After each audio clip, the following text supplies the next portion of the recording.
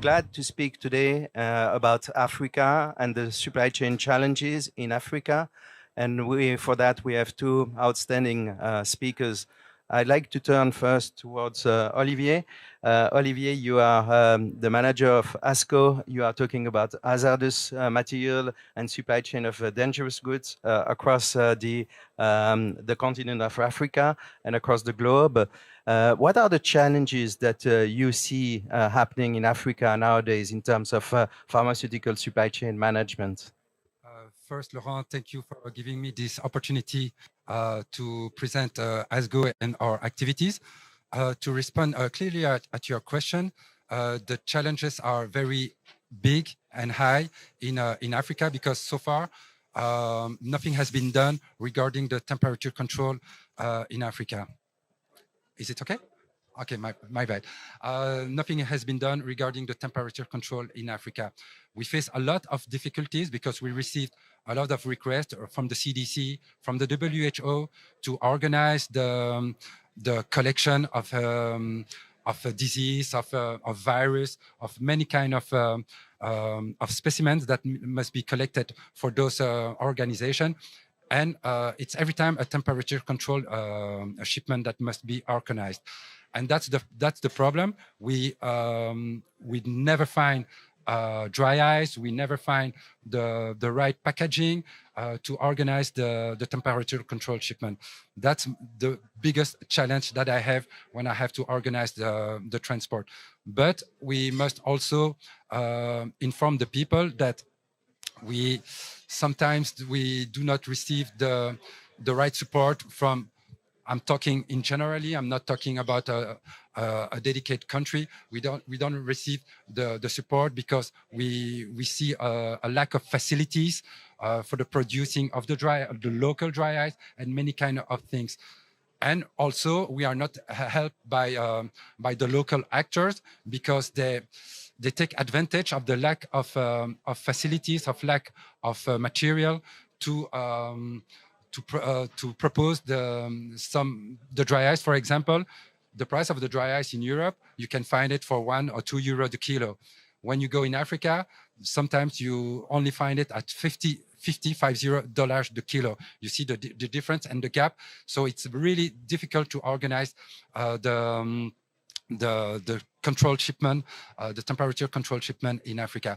But I thank you and I thank the BSMA to highlight Africa because thanks of organizations such as the BSMA, we will organize very soon a BSMA in Africa. I'm thinking about 2022 or 2023. And maybe it will highlight Africa, the problem of logistics in Africa for Europe, because many times people forget about Africa. But I think it's going to be the next target. It's going to be Africa. But there is hope because there are countries such as Rwanda, and we see that in Rwanda, they are, even if they are facing a lot of problems, there is really a way to produce something really performant regarding the temperature control shipment. Yeah, thank you very much, Olivier. Thanks for caring about Africa and looking at the management of BSMA Africa. It's our next target, conference. We love to come to your continent and enjoy, being in Africa. You spoke about Rwanda, and I'm really glad to have now on my right Solange. Solange, you are directly involved in supply chain management in Rwanda. What are your challenges? What do you do within the Africa World Cargo Organization to facilitate, supply chain deliveries and supply chain management within your country? Give us more detail, please. Yes, thank you very much for the opportunity to talk about my country, Rwanda, and the supply chain of pharma products in Rwanda. First of all, in Rwanda also, we still have the problem as Olivier talked about before, but our government did a great job in organizing health system which function from the Ministry of Health, Department of Health, to the individual, to the citizens directly. So this is a very huge development in one of the country in Africa. We have to say it's a model. If other African country would take the same system, it would be very easier. Okay, I have to say also Rwanda is small. If we compare to RDC is much bigger. And yeah, maybe it functions so well in Rwanda because Rwanda is so small. And the one things I can say also is that we are improving, we are organizing more connection with Kigali to other city in Africa. And we are planning to have air freighter, just especially for cargo, to connect better the cities in Africa. So this will be a huge help in supply chain, because in Africa roads are not done. We know it, and if we can go by air, it's an advantage. Yes. I understood that I think reaching main cities in Africa is possible, is doable from a temperature control chain for pharmaceutical products. But probably the most difficult part is what we call here the last mile delivery, you know, reaching out to all the patient, all the hospitals, the pharmacy, being decentralized and not being all in the city centers.